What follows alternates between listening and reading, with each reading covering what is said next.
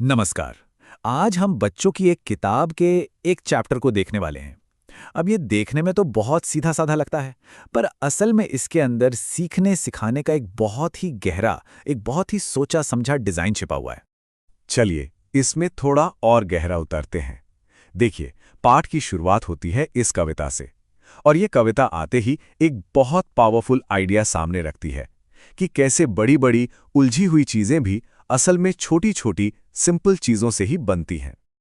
और यही है इस पूरे पाठ का सार, छोटी छोटी चीजों की ताकत। हमारा पूरा विश्लेषण इसी एक सेंट्रल आइडिया के इर्द गिर्द घूमेगा।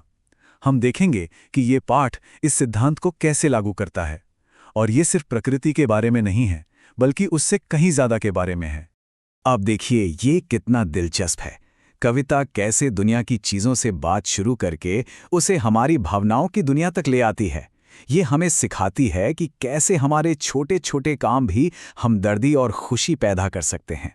यहाँ पर यह बिल्कुल साफ दिखता है कि कैसे कविता कुदरत और इंसानी बर्ताव के बीच एक सीधी लाइन खींचती है। मतलब पानी की बूंदें और रेत के कण, प्यार के शब्दों और दया के कामों जैसे ही है। कितनी खूबसूरत तुलना है ये। तो कविता ने एक आइडिया तो हमारे दिमाग में डाल दिया। अब पाठ का वो हिस्सा आता है जहां इस आइडिया को असलियत में उतारा जाता है। मतलब अब जो एक्सरसाइज हम देखेंगे वही वो छोटी बूंदें हैं जो मिलकर समझ का एक बड़ा समंदर बनाएंगी। इस पाठ का तरीका ना बहुत अनोखा है। ये सिर्फ पढ़ने या लिखने तक ही सीमित नहीं है। ये अलग अलग तरह की सीखने की स्किल्स को जगाता है, एक के बाद एक आने वाली एक्टिविटीज से। बोलना, सुनना, ड्रॉ करना, लिखना और फिर कुछ करके देखना। तो पहला सेक्शन है आइए बोलें। इसमें पानी शब्द को लेकर कुछ खुले सवाल पूछे जाते हैं। इससे होता यह है कि बच्चे सोचने लगते हैं, अपने आइडिया शेयर करते हैं और क्लास में एक साथ मिलकर बात करने लगते हैं। इसके बाद आता है आइए सुनें। अब ये जो कलरिंग एक्टिविटी है, ये सिर्फ एक ड्राइंग प्रोजेक्ट नहीं है। ये असल में ध्यान लगाने और बात को समझने की एक प्रैक्टिकल एक्सरसाइज है, जहां बच्चों को एक के बाद एक दिए गए निर्देशों को फॉलो करना होता है। आइए बनाए वाले हिस्से में बच्चों से कुछ ऐसा बनाने को कहा जाता है जो दुनिया को सुंदर बनाता हो। ये चीज इस पाठ के मेन आइडिया को बच्चों की अपनी सोच और उनकी क्रिएटिविटी से जोड़ देती है। अब आता है इस पाठ का सबसे स्ट्रक्चर्ड हिस्सा, आइए लिखें। यहां पर पूरा फोकस वोकैबुलरी, ग्रामर और सेंटेंस बनाने पर है, यानी भाषा की एकदम बुनियादी चीजों पर। जरा ये सिंपल सा मैचिंग गेम देखिए। ये सीधे सीधे कविता से उठाए गए जरूरी शब्दों और आइडियाज को और भी पक्का करता है। इससे बच्चों को ये कनेक्शन याद रखने में बहुत मदद मिलती है। ये एक्सरसाइज तो शब्दों के मतलब और चीजों को कैटेगराइज करने का एक सबक है।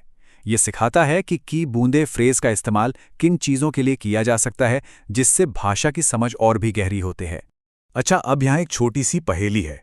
ये शब्द हैं गई, रमोना, स्कूल को। इन्हें सही क्रम में कैसे जमाएंगे? ये एक मजेदार तरीका है बच्चों को वाक्य बनाने के, मतलब सेंटेंस स्ट्रक्चर के बुनियादी नियम सिखाने का। और सही जवाब है रमोना स्कूल गई। यहां पर जरूरी बात सिर्फ शब्दों का सही ऑर्डर नहीं है, बल्कि कैपिटल लेटर और फुल स्टॉप का इस्तेमाल भी है। ये सही तरीके से लिखने के बहुत जरूरी हिस्से हैं। और आखिरी एक्टिविटी है आइए करें। इसमें स्टूडेंट्स को दानेदार टेक्सचर को छूकर महसूस करने के लिए कहा जाता है। ये एक तरह से छूकर सीखने वाली प्रोजेक्ट बेस्ड लर्निंग है, जो कविता की इमेज को असल दुनिया के अनुभव से जोड़ देती है। अब हम उस पहलू पर आते हैं जो पर्दे के पीछे है। इसमें टीचर्स के लिए खास निर्देश दिए गए हैं, जिनसे पता चलता है कि इन आसान सी दिखने वाली एक्टिविटीज के पीछे असल में कितनी सोची समझी एजुकेशनल स्ट्रैटेजी है। इस नोट को अगर हम ध्यान से देखें तो पता चलता है कि ये साफ साफ धीरे धीरे बात करने और सही पेस बनाए रखने पर कितना जोर देता है, ताकि ये पक्का हो सके कि छोटे बच्चे जानकारी को ठीक से समझ रहे हैं।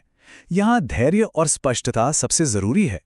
ये दिखाता है कि लेसन प्लान सीखने की प्रक्रिया को क्लासरूम से भी आगे ले जाता है। इसमें घर के माहौल और पेरेंट्स की भागीदारी को भी शामिल किया गया है। इससे सीखना एक साझा अनुभव बन जाता है ना। तो जब हम इन सभी अलग अलग हिस्सों को एक साथ जोड़कर देखते हैं तो ये बिल्कुल साफ हो जाता है कि ये सारी छोटी छोटी एक्सरसाइज, बोलना, सुनना, लिखना, करना, ये सब मिलकर एक बड़े मकसद को पूरा कर रही हैं। असल में ये किताब का चैप्टर एक पूरी एजुकेशनल फिलॉसफी का छोटा सा मॉडल है। ये दिखाता है कि कैसे अलग अलग स्किल्स मिलकर एक बड़ी और गहरी समझ बनाती हैं।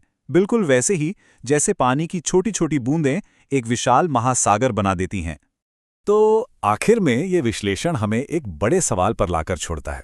अगर सीखने की ये नन्ही नन्ही बूंदें ज्ञान का इतना बड़ा महासागर बना सकती हैं, तो फिर समाज में वो कौन से छोटे छोटे काम हैं जो हमारे सामूहिक भविष्य को बना रहे हैं? ये एक ऐसा सवाल है जिस पर हम सबको सोचना चाहिए।